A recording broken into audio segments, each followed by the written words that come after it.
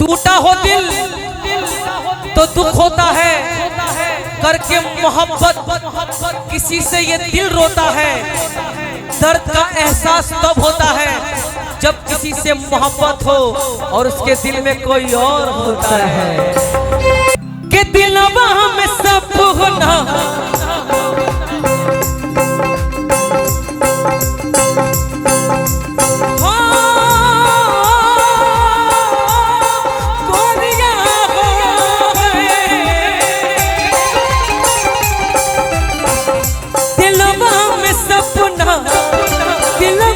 सपना जान काहे होला, दिलवा में सपना, दिलवा में सपना जान काहे होला। प्यार को बन चीज हट प्यार काहे होला, प्यार को बन चीज हट प्यार काहे होला। दिलवा में सपना जिया से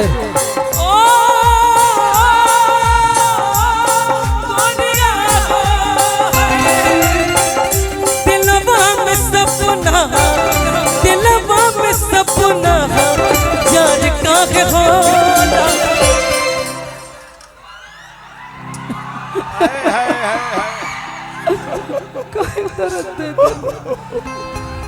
हर के प्यार को बन चीज हट प्यार काहे होला, प्यार को बन चीज हट प्यार काहे होला।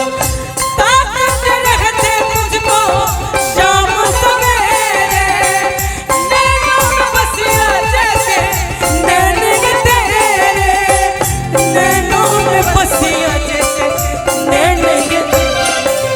मस्त मस्त दोने मेरे दिल का ले गए चैन, मेरे दिल का ले गए चैन। वो तेरे मस्त मस्त दोने, वो तेरे मस्त मस्त दोने, वो मेरे दिल का ले गए चैन, वो मेरे दिल का ले गए चैन। वो तेरे मस्त मस्त दोने। प्यार कौन चीज हट प्यार काहे होला, प्यार कौन चीज हट प्यार काहे होला। इस बात पे मुझे भी एक गाना याद आ गया। क्या बात है, वाह वाह, क्या बात है। और वो गाना सुन के आप लोगों को भी लगेगा कि हाँ ये भी प्रेम का गीत ही है। सही बात है। ना कोनो हेलो। हाथ ना,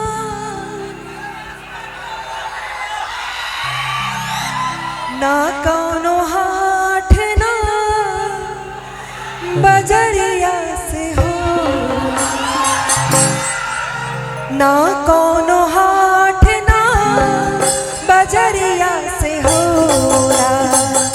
उमरिया के रोग है नजरिया से होला, उमरिया के रोग है नजरिया से होला।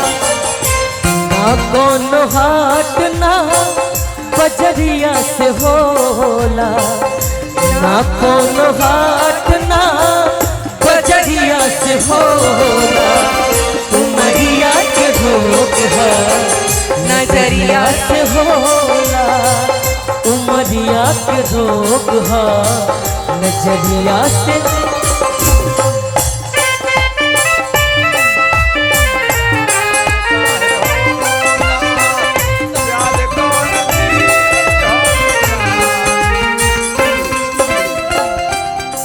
केहू दुनिया में नहीं खे तोहरा सिवा हो, तोहरा सिवा प्यार में की गोरी।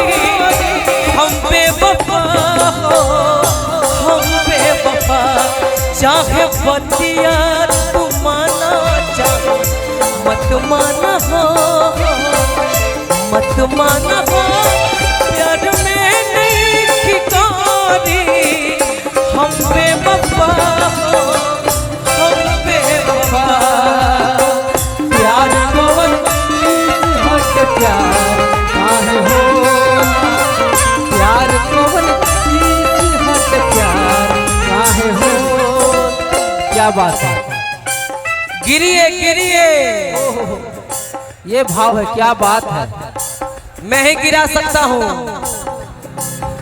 एक्टिंग है, आप एक्टिंग कर रहे हैं, आप बहुत अच्छा। आप एक हीरोइन हैं और कलाकार का कोई उम्र नहीं होता है, जितना उम्र होता है उतना जवान होता है। क्या बात है। टूटा हो दिल तो दुख होता है, करके मोहब्बत किसी से ये दिल रोता है। दर्द का एहसास तब होता है जब किसी से मोहब्बत हो और उसके दिल में कोई और होता है। प्यार कौन चीज है कि प्यार काहे होता, प्यार कौन चीज है कि प्यार काहे होता, काहे न सहला यार प्यार के जुदाई एक दिल से, काहे न सहाला यार प्यार के जुदाई है दिल से। चिंता सताई देला जिंदगी बितेला मुश्किल से, चिंता सताई देला जिंदगी बितेला मुश्किल से। इहे ना बुझाला हो दुनिया हो गए, इहे ना बुझाला रे भिनु, इहे ना बुझाला रे भिनु सर कब हो। एक बार वहां जाइए। हेलो सरकार चिरौरी बा गिर दे तो क्या करबो, बजा दे। हम सबको गले मिलने के लिए नहीं बोलते हैं, तोहरे जाके जानता रखना ये एक्टिंग है। तार नाम लोग जानता जितना तेज दौड़ के आइएगा एक बार प्यार से हमको मत छुइएगा, अपना सर यहाँ रख दीजिएगा बस। दौड़ के आना है, जैसे फिल्म में किसी के लिए आप दौड़ के आती हैं। मान के चलिए क्योंकि अभी आपके सामने दिनेश लाल यादव निरहुआ खड़ा हो, है। और दक्षिण में हम ओकले निशा पांडे जी के मत तरफ देखें, वहाँ के प्यार में पागल है खुद। अच्छा नहीं हुआ जी के वो नहीं देखा था नहीं के। अगर न मिलते इस दुनिया में लेते जन्म दोबारा, अगर न मिलते इस दुनिया में लेते जन्म दोबारा, जन्म जन्म का साथ है हमारा तुम्हारा, वो तुम्हारा हमारा। जन्म जन्म का साथ है हमारा तुम्हारा, वो तुम्हारा हमारा। प्यार कौन अरे हट प्यार काहे होला,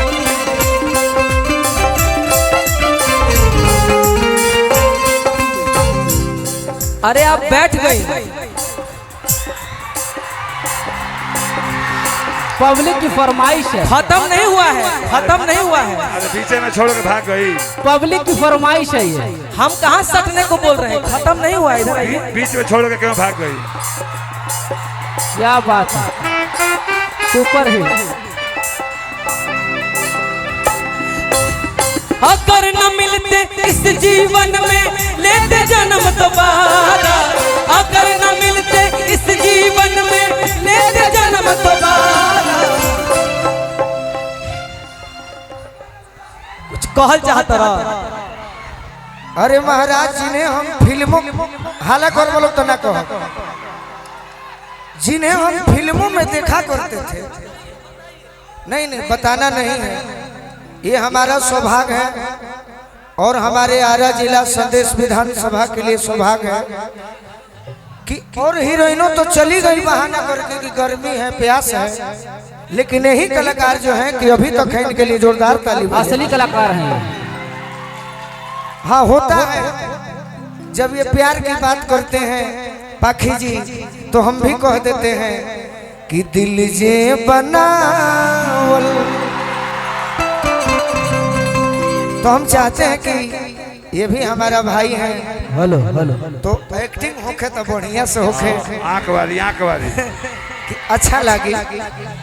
और मैं क्या कहूँ, आप इस मंच पर आई, हम लोग के लिए बड़ी सौभाग्य की बात है। आपको बहुत बहुत दिल से धन्यवाद। लेकिन एक लाइन था जो मजा नहीं आया।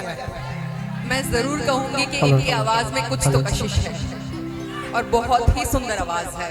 मुझे लगता है बहुत कम लोग आवाज से इम्प्रेस करते हैं, एक्टिंग से तो बहुत लोग करते हैं, लेकिन बहुत ही सुंदर आवाज है और बहुत ही दिल को छूने वाली आवाज है। आपको दिल से मानते हैं, इसीलिए मैं आपको बोल रहा था। तो आप भी थोड़ा छूने वाली काम कर दीजिए।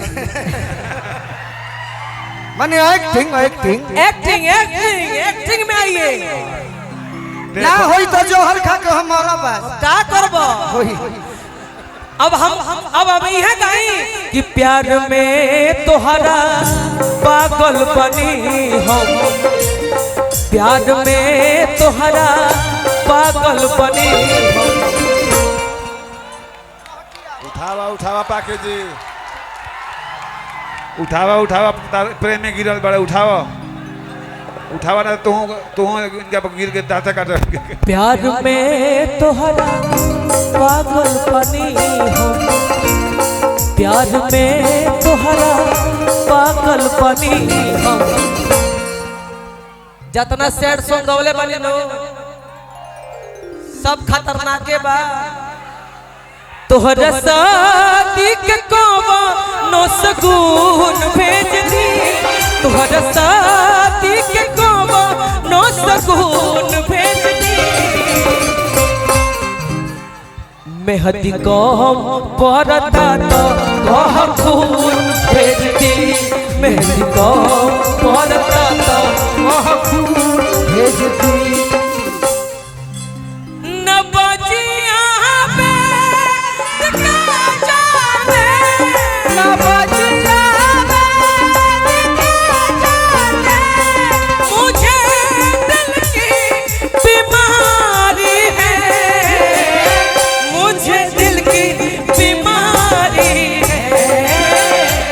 मुझे दिल की बीमारी है, मुझे दिल की बीमारी है, मुझे दिल की। क्या बात है? अब का मतलब बाए हरवाई के, अब का मतलब बाए हरवाई के। एक बार दौड़ के आके हैजा खाता पर सरवा रख दी, दौड़ के आके छिटा जाए के बाद हम उतर जाइए बरा।